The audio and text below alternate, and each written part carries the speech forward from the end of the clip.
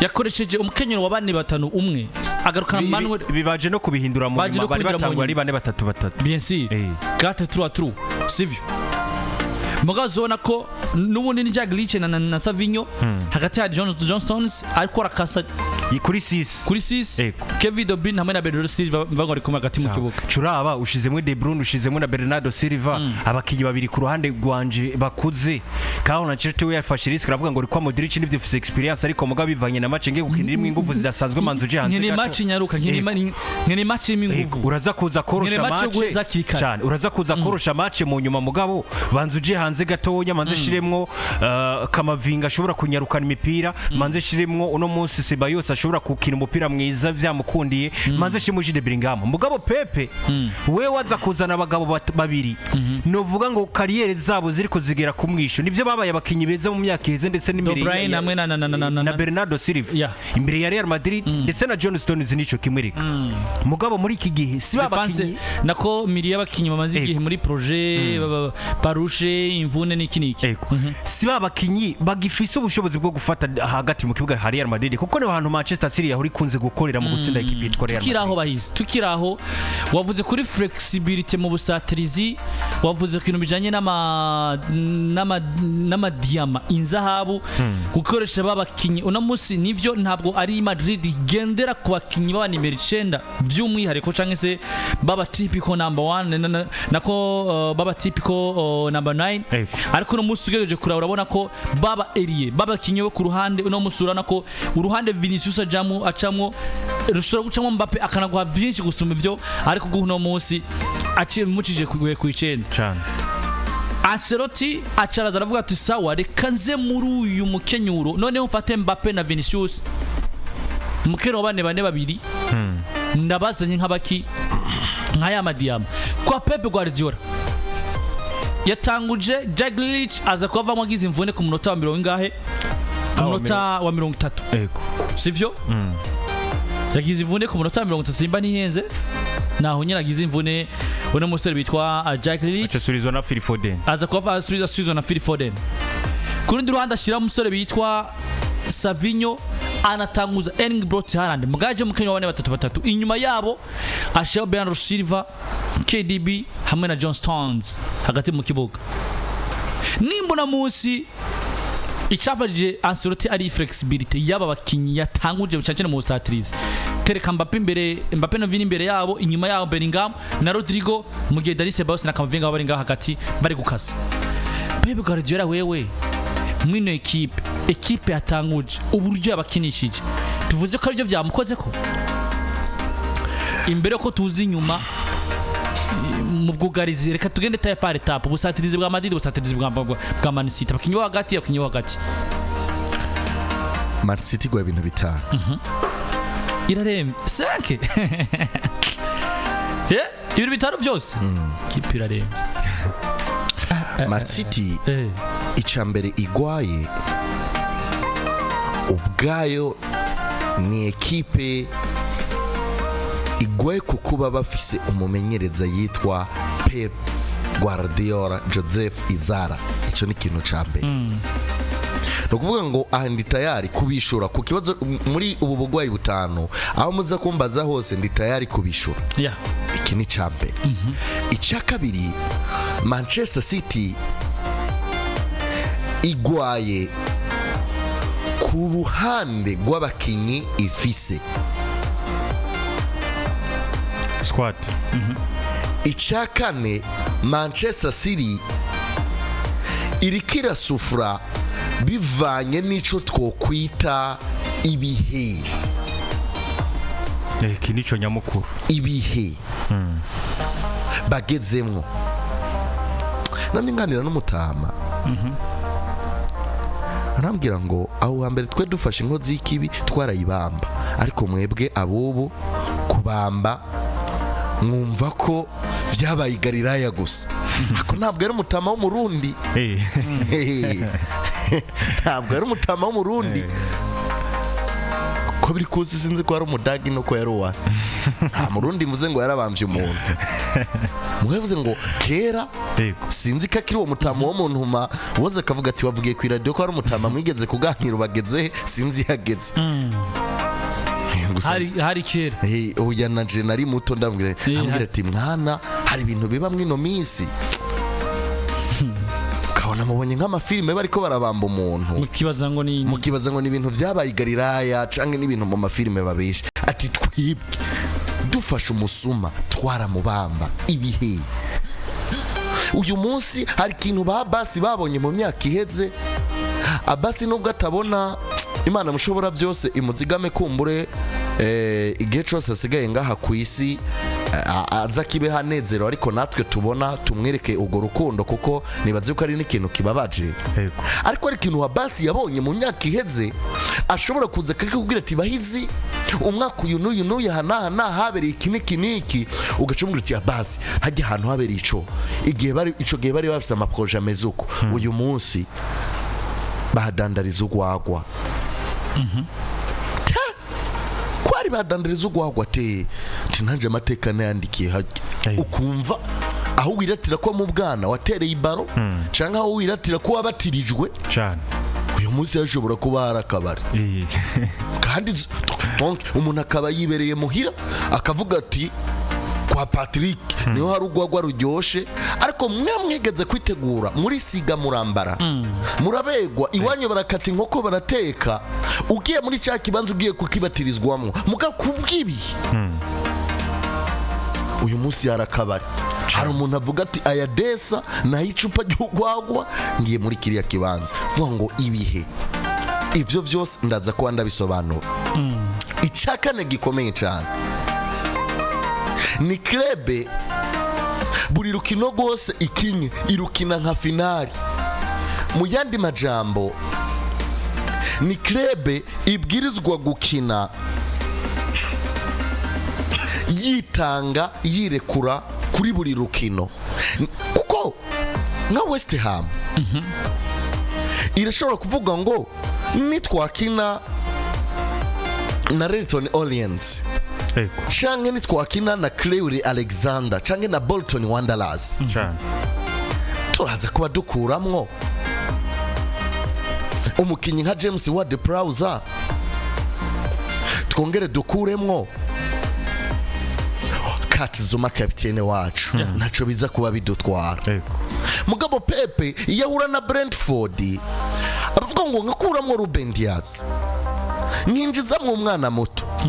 naco biza kuntwara mugabo ninca nkuramwo na John Stones naca nkuramwo na Akanji biraza gutuma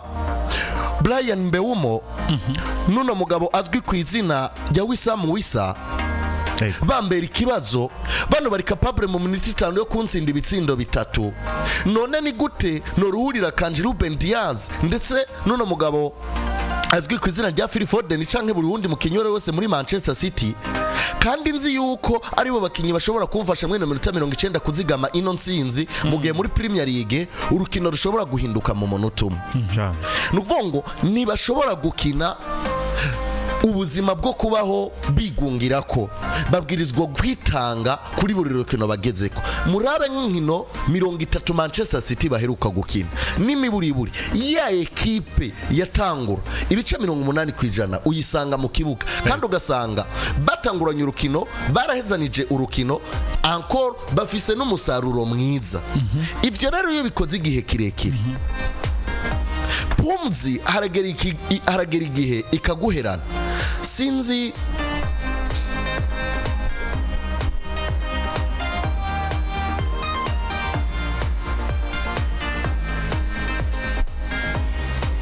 kurakora ino experience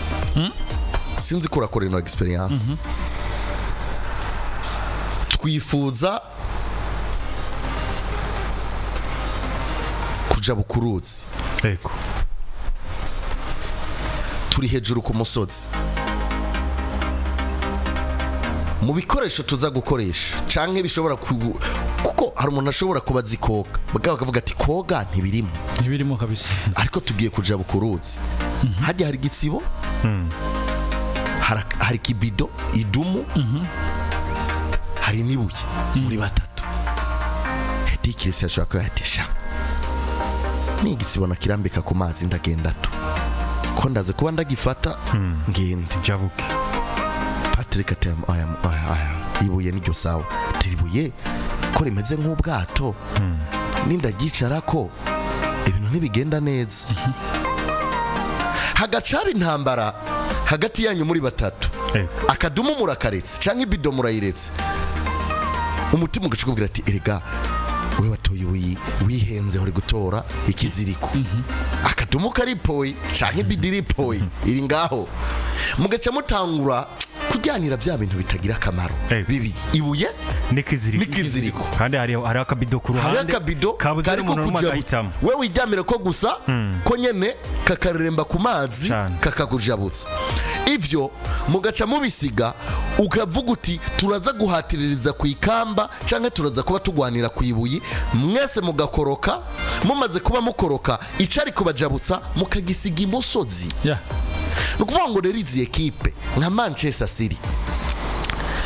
turaza gusanga mu gace ka gatanu aho umugabo azwi ku izina rya Pep Guardiola hari nk'abakinnyi batandatu canke ndwi bakinishijwe ubwiwe bamusavye bari mu Bwongereza i Manchester ati turifuza gusohoka mu ekipe akaguma agize ngo aguma afashe aseguye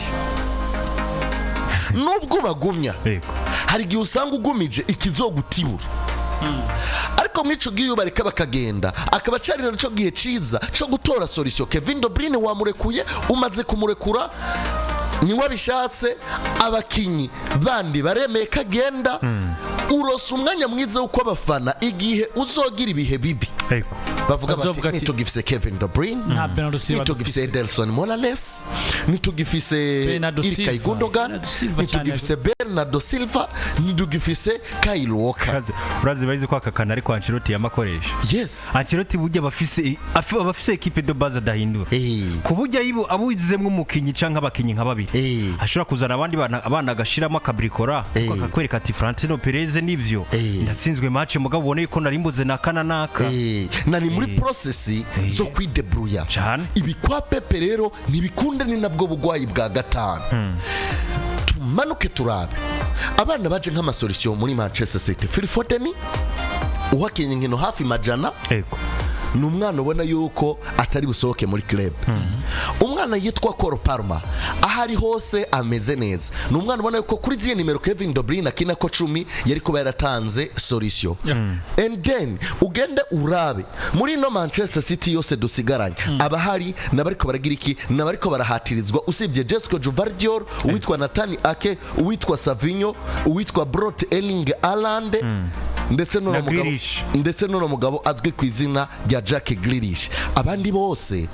baramubwiye ati mze dufise championnat zine ajya Nathan Ake yavuze ati yari akanje yari Manuel Akanje agenda nyuma y'umwaka byo gukina ndahagarika bo baravuga ngo dufise championnat zine plus UEFA Champions League none turakamugwa hano turanyobwa hano turondera iki kumbure twari dukwiye kugira iki kuba twigira handi icenda na kabiri muri Coupe d'Europe One Cruyff amenyereza equipe yitwa Dream Team Pepe yarimo Pepe bakubwira ko yari gisubizo cha One Cruyff kuko ntiyakina byinshi Cruyff araba muri Dream Team akaraba ati abakinyi mfise n'abakinyi bo ku rwego rwo hejuru ni babakinyi barenze none ninde mukinyi mfise basi aza guhuza abandi kuko dufata ufise Zebio igihugu cha Portugal cyamwemereye yuko ashobora kuva mu gihugu cha Portugal kandi aje ari mukinyi w'ibihe byose ufise Sacristani ufise Zubizarreta ufise Albert Ferrer ufise Nando ufise Juan Carlos ufise Bekero ufise Jose Ramon ufise Alexandro Michael ufise Landru Pejurio parabakinyi bari bateye ubwoba donc muri jongleri mu entraînement yose One Cruyff yakoresha gerabona ko umukinyi asanzwe ari Pepe Guardiola mugi impamvu yarasanzwe atarasanzwe benshi mubo wani Cruyff yakoresha baba bakoresha ukuguru kumwe kwitwa ibafu akavuga ngo ndakeneye umukinyi azohagarara hagati mu kibuga azobakinisha amaguru yose muze mumbwire aba nimero 6 muzi bakinisha amaguru yose ni bangahe ku isi aba nimero 6 bakinisha amaguru yose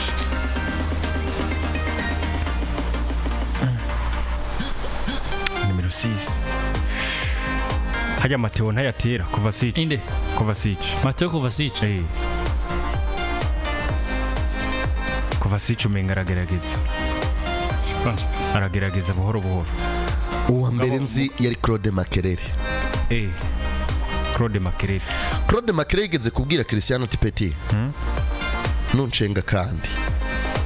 ndakudarura kandi ninkudarura uzomara igihe nyuma y'ikibuga kirekire cyane nukuvuga ngo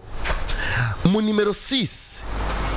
iyo umurose akaba akoresha ukubafu akaba akoresha ukuguru kw'iburyo wumve ngo mu nimero 6 akoresha n'amataka akoresha n'amava akoresha n'umutwe akoresha n'igifua binakunze n'amaboko arayakoresha kuko akoresha ingufu nta buhinga keshi akoresha ingufu ibi rero ni ibintu bikomeye cyane byatumye Pepe Guardiola aba umuntu asa n'uwacanganyikiwe mu mutwe kuko n'igihe yari umukinnyi ntiyigere yiyumva abandi bivuga ko match iri kiraba Mancini yamubwiye ati niwiyumvire nimba mu minota 90 byase ko mudutsinda niyumvire ko muri prolongation muza kudutsinda Pepe aramubwira ati none we uri iki Mancini aramubwira ati niwe mukinnyi usanzwe muri abo Pepe bitangura kumucanga hari Imbere abantu benshi barakunda kubigaruka ko mu nkuru hari Imbere bitangura kumucanga wani Cruyff arabibona ati point faible za Pepe n'abandi barazizi ku munota w'ijana na 13 abwira ati mon frère fayo aramusora va mu kibuga Pepe atangura kwiyumvira ingena zova muri Barcelona murabona yuko yaciye agenda aba umugabo no kwita w'amahitamo mabi ico gihe yavuye muri Barcelona aja Brescia aja mu mugwaye Roma asubira Brescia agenda muri Qatar niyesube kugirirwa amahigwe yo kuja mu mugwi ukomeye kuko novuga ngo point faible ziwe bari bamaze kuba bagiriki bazimenya ikintu rero citwa Pepe Guardiola ni ideology muri football ni wamumenyereza abwira umukinyi nifuza ukine ibi nibi ubikine uko atabanje kurabazikewe atabanje kumviriza umukinyi mbega yarafise iciyumviro cyuko tuza gukina gute ikindi kibazo kiza kuri Pepe niyo yakubwiye ati uza gukina ibi nibi nko mu minota 30 arashobora gucaza kandi akakubwira ati bya bindi nasanze atari ivyo uze gukina ibi nibi rero mukunda kwibona niyo yatsinzwe hari gihe itabagura ibizara hari gihe yikubita hari gihe jazz hari gihe go hasi donc abari karababara cyane numwe mu bamenyereza baba genius b'incabwenge cyane mwumve ngo nko kugeza igenekerezo rya 25 nko kwezi kwa mbere namye ndaba muri Barcelona y'abakiri bato bamudugije amaze kumenyereza inkino yatsinzwe inkino 5 anganya inkino 9 atsinda inkino 28 baramwitegereza baravuga bati uyu mumenyereza reka tumuduze mu bakuru saison ya 2008 yatsinzwe inkino 21 anganya inkino 47 atsinda inkino 179 muri Bayern yatsinze nyene inkino 21 anganya 16 atsinda inkino 124 muri Manchester City kugeza igenekerezo rya 25 z'ukwezi kwa mbere yaramaze gutsindwa inkino 81 anganya 67 atsinda inkino 376 murumva ko kuba Pepe agera igihe bikamucanga nivyoca bitwibagiza igihe vyakunze mugabo ntibizama bikunda impamvu rero ubu bitari gukunda niyo duhavura tugaruka ko sinzi ko Edo ntahura untunge gato Edi kuri Pepe Guardiola nabonye hari n'amajambo wenyene yivugiye aravuga ngo kimwe mu bibazo bihari muri Manchester City kiri muri twese canke amakosa no yagiriza twese mugabo uwa mbere ni jewe nyine ubwanje. Pep Guardiola avuze ngo ndabizi sindi umumenyereza mwiza canke sinkwiye sinuzuye mu kumumenyereza mwiza muri kano kanya, ati ndetse muri jewe sindi Karma. Ibi bigaragarira he? Ni Pep Guardiola sinuje. Yeah. Ni Pep Guardiola bimugora kugira ama situation difficile vya bihe biri decisive, bimugora cyane kubigera. Twabibonye muri bahura na Real Madrid ubwa mbere, uko Real Madrid bamukuyemo nuko Pep Guardiola yarari imbere yaramaze kuronka match asa n'uwamaze kuyitsinda mugabo akora amaraplase maza kumutsindisha birangira Pep Guardiola atakaje. Ino sezo rero biriko birigaragaza cyane kuko naravye kuva kuri match bakinye na Brentford batsindwa ibitsindo 2-1, bageze ku munota wa 78 bafise igitsindo kimwe kubusa, ukaja ku match banganije na Feyenoord 3 ku yandi bageze ku munota wa 74 bafise ibitsindo bigira kuri 3 kubusa, bitatu biragombogwa. Uravye bakina na Manchester United batsinzwa 2-1 mugabo bageze ku munota wa 88 n'ubundi bafise igitsindo kimwe kubusa, ukaja ku match banganije na Brentford 2 ku yandi bageze ku munota wa 82 bafise 2 kubusa, ukaja ku match batsinzwa na Paris Saint-Germain nayo bageze ku munota wa 56 bafise ibitsindo 2 kubusa bajyane na match ya Real Madrid bageze ku munota wa 85 bafise ibitsindo 2-1 mugabo biza kurangira batsinzwe ibitsindo bigira kuri 3-2. Ibi rero biza kwerekana ubushobozi buke bw'umumenyereza mu gice cya kabiri cy'urukino cyane na squad yiwe mu gice cya kabiri cy'urukino. Iyo vya bihe biri decisive bigeze byo kugira match, Pep Guardiola yitwara gute muri squad yiwe? Kuko nari kuvyita ubushobozi bukomeye bwa Real Madrid nk'ibisanzwe canke uko basanzwe babikora, ya minota yabo za gusanga baza bakakudugiriza ku rugero ugatangara ivyo bariko barakina bivanye n'ukuntu bajana match buhoro buhoro, mugabo uravye ya minota ya nyuma kaza gusanga bariko baritanga ndetse bakanagira n'amahirwe yo gutsinda ibitsindo. Mugabo bivanye n'ivyo ndiko ndabona kuri Pep Guardiola muri ino sezo canke muri Manchester City, ndabona ko ikibazo n'ubundi kiza kugaruka ku kuntu Pep Guardiola wenyine ubwiwe agera match kugeza iheze. Yabaye muri 6 kuko turangiza ya Pep Guardiola tugaruka to Madrid, yabaye muri 6 ya Man City y'umwaka wa 2023 nivyo mwaka weheze 2024 twabonye muri Champions League aza gutwara Champions League kuko murabizi ko yagarukiye mu gice cy'akane gice cyanyuma kwibona na Real Madrid nyene, ukabona ko inzira ziwiwe zose zagiye muri Champions League zagiye zigogwa na ni equipe ya Carlo Ancelotti ya Real Madrid, mugabo kabona ko muri Premier League ni Pep Guardiola uno maka twihojeje uno maka ari kubamo mvango ari kubaho nabi akabaho nabi hose ya Champions League ndetse na muri Premier League. Champions League eko tuvuge ko bahizi ari projet iri ku musozo kwa Pep Guardiola. Hanini ivyo byose batubwiye, ivyo byose vya Pep Guardiola, izo Pep Guardiola ivyo vuze n'ivyo Patrick avuze, hanini biri kuva kuki uno munsi niki hanini Man City ya Pep Guardiola iri kuzira, niki Pep Guardiola wa Man City uno munsi ari kuzira muri izi nkino zikomakomeye, muri izi defeat, muri ibi ariko araba uno munsi. Turangize tugaruke Madrid gatoya. Ku munsi w'ejo niho nabaganirira uburyo Real Madrid ishobora kugenda Etihad Stadium bikayorohera kuronka igitsindo mu izamu rya Manchester City. Ndibuka mwaka weze match ya Man City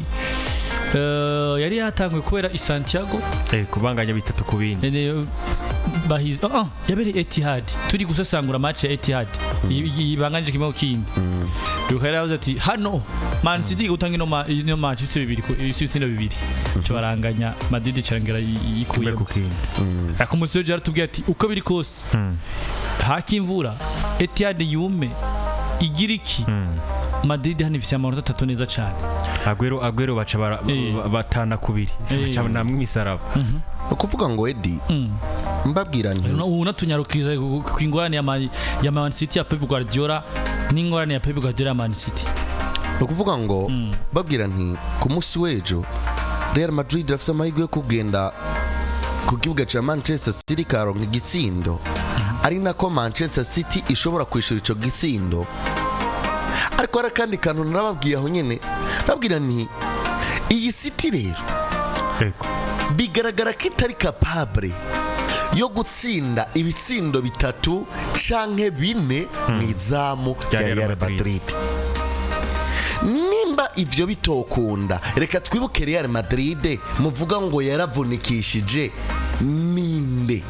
ibayeho gute, niye ekipe uyu munsi, ni ekipe twovuga ngo niyo ya kabiri mizi ekipe zose zitwe ko zikomeye zo ku mugabane wa Buraya itsinda cyane inyuma ya FC Barcelona. Kidi yuko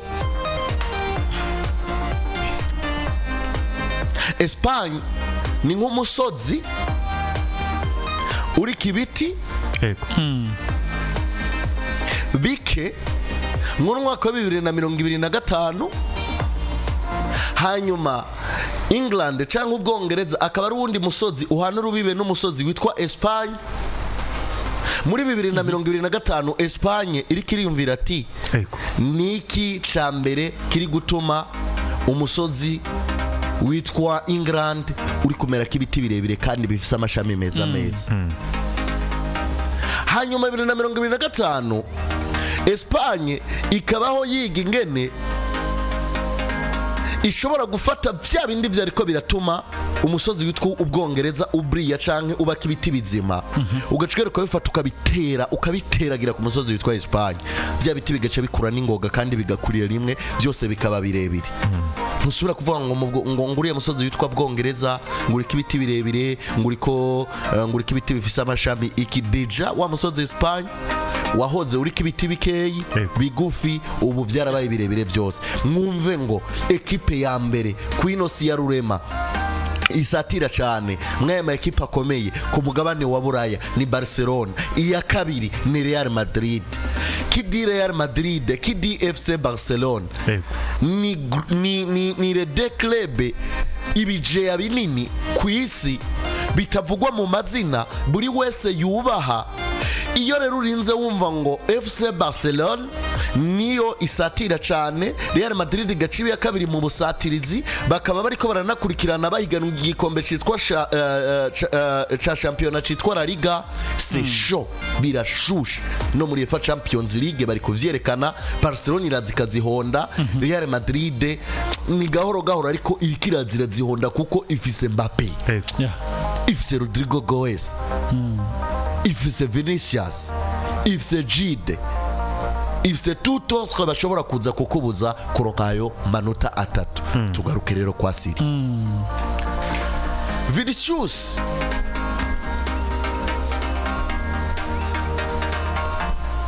tugura buryo Bellingham yinjije igitsindo, Mbappe ari ku bench buryo yakorotse ubona yarakorotse aja guserebura. Yego kabisa. Vinicius Junior 2021 yatwaye UEFA Champions League. Turi kumwe? Ico gihe 2021 Manchester City abakinyi bayo batwaye shampiyona, bakina FA Cup, bakina Carabao Cup. Apare gukina Carabao Cup mu ndabiri bikombe batwaye uriya mwaka wa 2020 muri Manchester City. Birasabe ko abo ni munandabire, reka nanavyirabire bikombe Man City batwaye 2020. Kada navyirabire Manchester City nukuvuga ngo Manchester City 2020 ni umwaka batwayemwo Premier League, ni umwaka batwayemwo Premier League, ni n'umwaka batwayemwo Capital One. Batwaye ibikombe bigera kuri bibiri, batwaye ibikombe bibiri nyene, Capital One Cup na Premier League. Na Premier League. Hanyuma bagarukira hehe muri Ligue des Champions. Yeah. Ligue des Champions muno mwaka wa 2020 mugende mundabire muri Ligue des Champions eske iyi club yagarukiye hehe 2021 Manchester City yatwaye Capital One muri Ligue des Champions iviramwo muri demi finale ikuyemwo Paris Saint-Germain, Chelsea ikuyemwo Real Madrid, baviriye muri finale batsinzwe na Chelsea. Reka rero tugaruke muno mwaka nyene ni bande bakinye kuri finale. Uyu munyezamu twabonye na nijoro yitwa Ederson Morales yarahari, John Stones yarahari, Phil Foden yarahari, Bernardo Silva yarahari. Iyo 2020 Kevin De Bruyne yarahari. Aba bose sauf Phil Foden bari batanguye mu kibuga. Mwumve foro yonyine bakoresheje 2020. Please uno mwaka wa 2020 ni umwaka wabayiremwo zino nkino ariko muci hari habaye ero. Bari bavuye muri ero muri make. Dusanze mukinyi wa Manchester City yakinye ero akina Capital One yifuza kuyitwara atwara Premier League anagera muri finali yande ya Ligue des Champions. Edi singunze kurahira ngo izina ry'Imana ariko turahire mu izina ry'ukuri ku mupira w'amaguru. Kevin De Bruyne 2020 kuba barageze kuri bino siwe bizera ko urukiza ni nawe bari bahezwe nako niwe yarabahetse nijoro niwe yabagaragara yuko yarabahetse nyuma yo kuva wabonye ko Madrid noneho borohewe baronka espace zo gusatira. Eske Belgique muri Euro si club igarukira kure n'Yesu na Kevin De Bruyne cyose ameze neza ububirigi wabahetswe nawe 2020 turayikuyemo tugenda 2020 umwaka wa 2020 Manchester City n'inguvu zaciye zisa zitangura kugabanuka muri vya bikombe vyose bitwa yuko bariko barakenda barondera baciye batakaza Capital One baviramwo mu 16 gishiri cyanyu muri Community Shield baviramwo mu rukino rwa demi finale bodoge gato.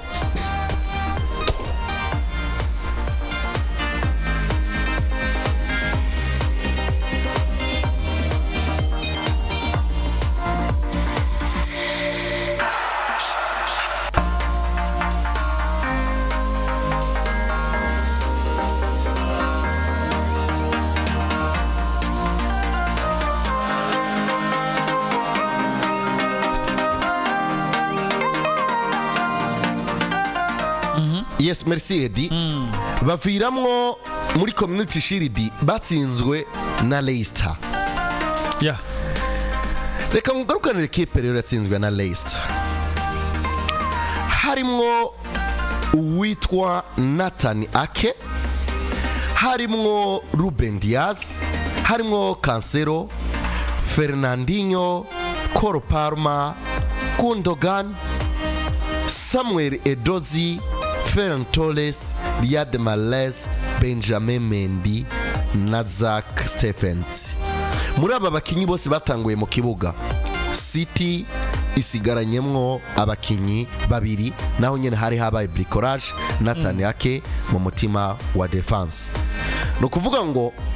mwumve ngo Pep Guardiola 2020 nko ku rukino rwa finali y'igikombe bita Community Shield ntabwo yari akicizera equipe yakoresheje 2020. Turagaruka tugende muri Capital One baviremwe mu 16 gishiri cyanyuma. Reka tugende muri demi finale Berminwa na Real Madrid. Real Madrid Etihad Stadium yatsindiwe ibitsindo 4-3. John Stones ku nimero 2, Ruben Diaz, Aymeric Laporte na Zinchenko muri defense, Bernardo Silva, Rodri na Kevin De Bruyne hagati mu kibuga, Riyad Mahrez, Jesus na Phil Foden ku busatirizi imbere. Muri kuvyumva Santiago Bernabeu 3-1 biba 6 vya Real Madrid kuri 5 vy'umugwi witwa Manchester City baba baratashoko. Real Madrid mu rugendo rukurikira yari ihura na Liverpool yari yakuyemwo umugwi witwa Villarreal rero wageze ngaho ukuyemwo Bayern, mu gihe Real Madrid yari yageze muri demi final ikuyemwo Chelsea the Blues. Ekipe yitwa Real Madrid yitwara igikombe itsinze umugwi witwa Liverpool, Pepe baviremwo muri demi final. Baca baraza mu bikombe byose barondera, baca batwara Premier League. Ino Premier League reka turabe kundwi ya nyuma abakinyi bariko baragira iki, abakinyi bariko barakoresha kundwi ya 38 batsinze ibitsindo 3-2, ni n'igikombe batwaye kundwi ya 38 babifashijwemwo n'uno musore azwi ku izina rya Iriko kuko kugeza ku munota wa 70 Villa yari ifise ibitsindo bigera kuri 2, kimwe ca Matikash kuri kasi ya Lucas Digne ndetse n'igitsindo ca Philippe Coutinho kuri pasi ya Oli Watkins kagasore gahiye kwa Emery United gakini nimero 9. Gundogan abaragomboye kuri pasi ya Raheem Sterling ku minota 76, Rodri abashizemo ico kwegariza, Gundogan atanga igikombe kuri pasi yande ya Kevin De Bruyne. Nimba rero muri ko murabibona harageze ahantu Manchester City batakaza inguvu, mugiye kuraba inguvu bari bafise 2020 twasanze 2022 zaragabanutse cyane, kuko mu bikombe bakinye 2020 batwaye 2 Ligue des Champions baviramo demi finali bagera muri finali ya FA Cup. Mugabo ugiye kuraba 2022 mu bikombe 4 barondera Prito mu bikombe 5 barondera bashoboye kuba batwara kimwe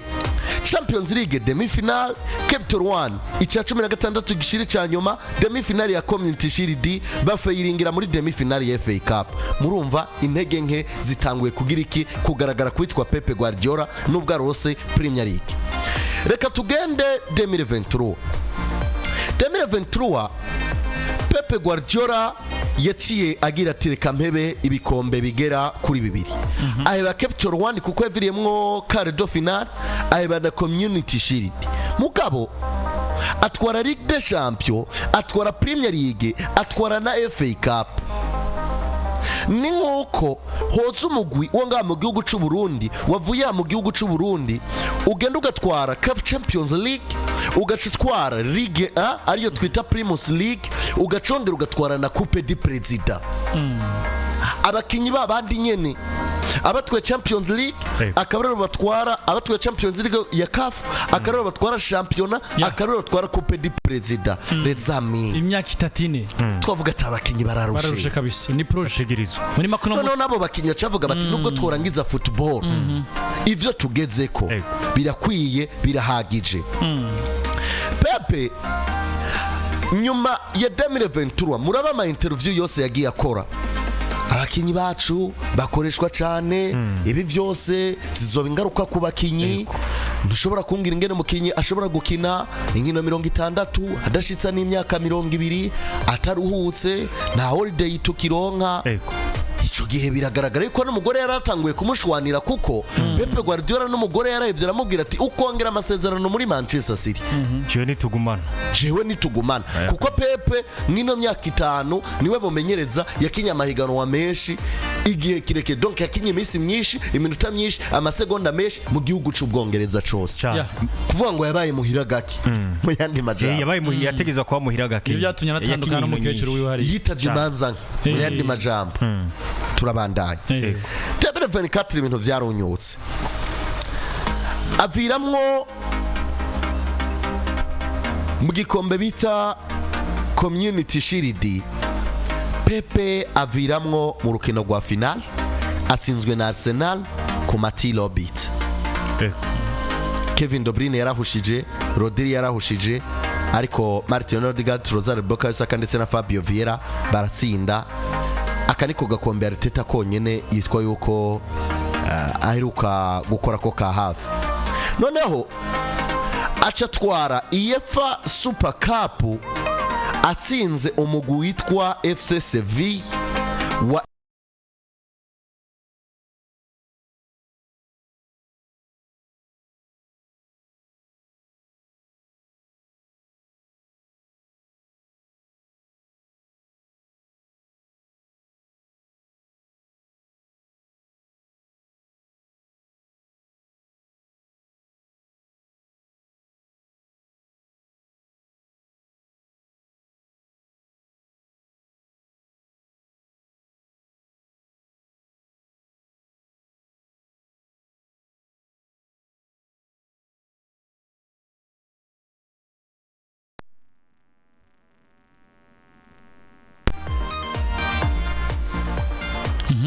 twibandanyiriza bona abahizi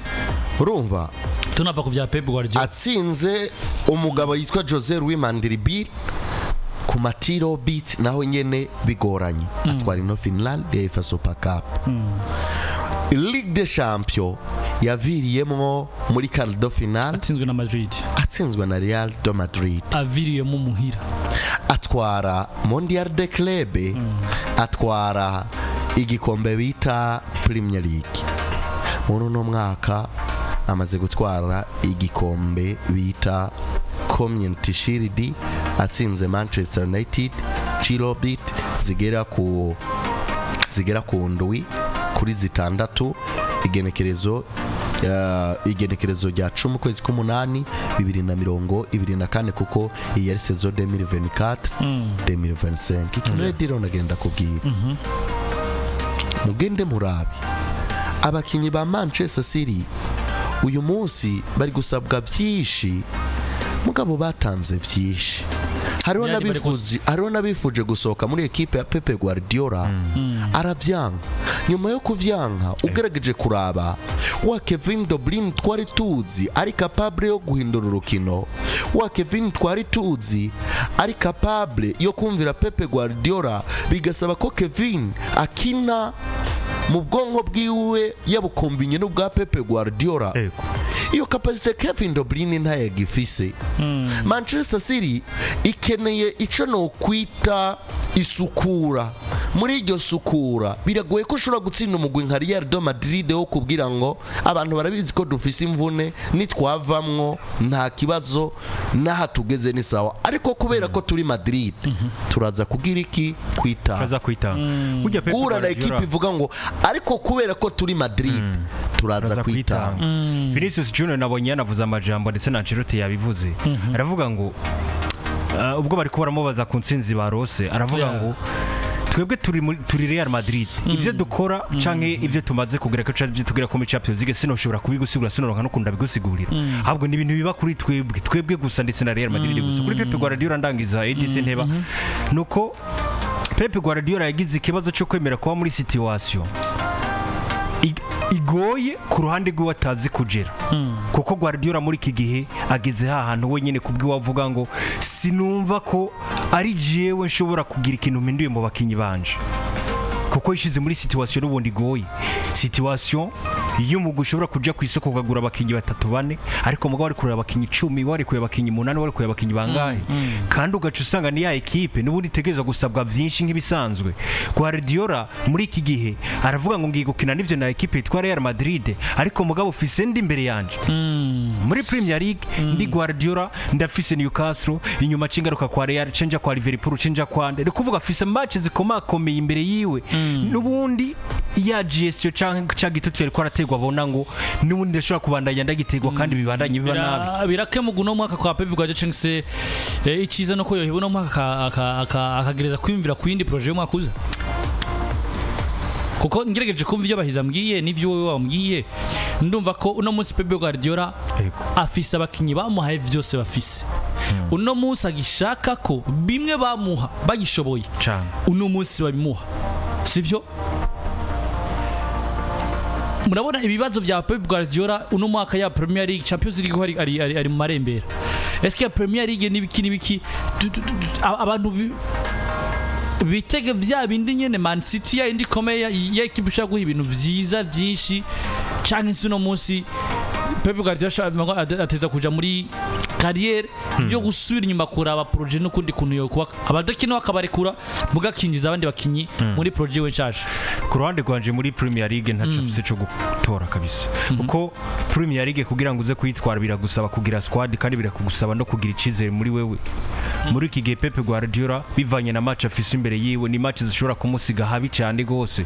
ndetse ibici bihorana n'izi Champions League bihoranye match zikomeye agiye kuzikina mu gihe kandi agiye gukina na Champions League nibaza ko nivyo bintu vya mbere vya kwige Manchester City kuruta uko bari guhura n'izi za Real Madrid akiri muri vya bihe vya mbere yagomba tsindwa mugabo ukabona yuko equipe ari kwahura nazo muri Premier League ari equipe zimeze nka nonto ageze muri vya bihe asabwa gukina n'ama equipe akomakomeye kandi ari kwagereza gutwara ibibanza vy'imbere muri Premier League bigaca bihorana n'iyi Champions League rero yinjiyemwo nibaza ko iyi Champions League mbere na mbere nico gikombe ca mbere kigiye kumucika ino sezo kuko ntazokwihebera ku gutsinda Real Madrid mu gihe abona Newcastle United ndetse na Liverpool zimuri hagati. Pep Guardiola agiye guhura n'iki kibazo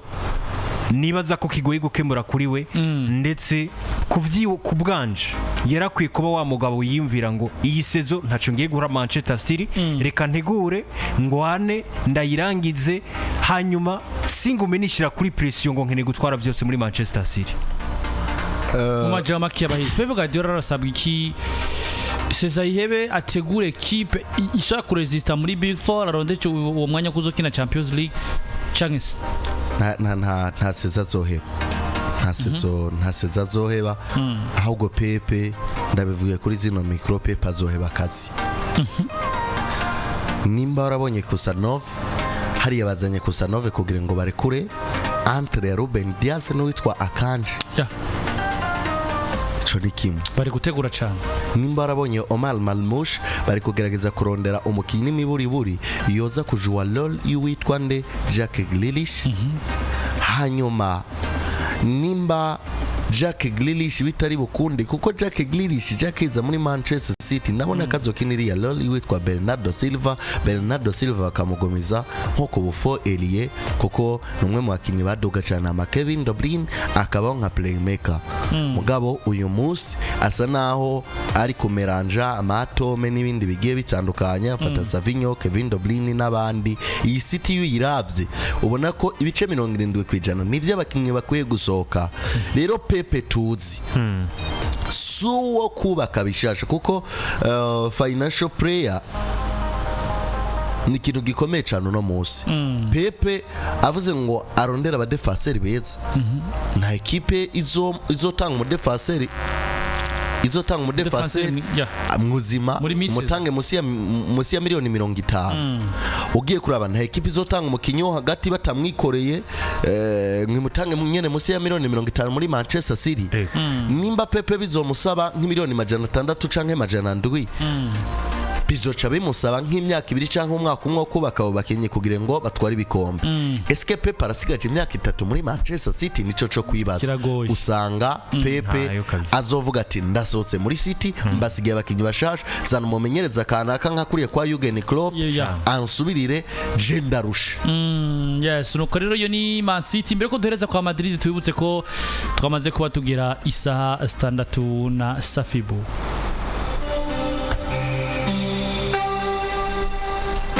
Safibu ibifurije akayabagu ni saa 6 murashoza ko G Safi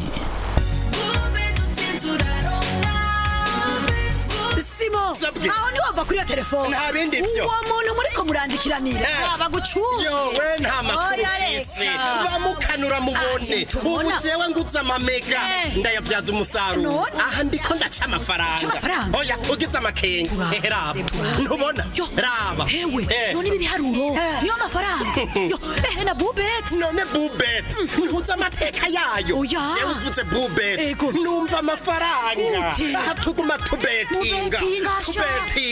igiceri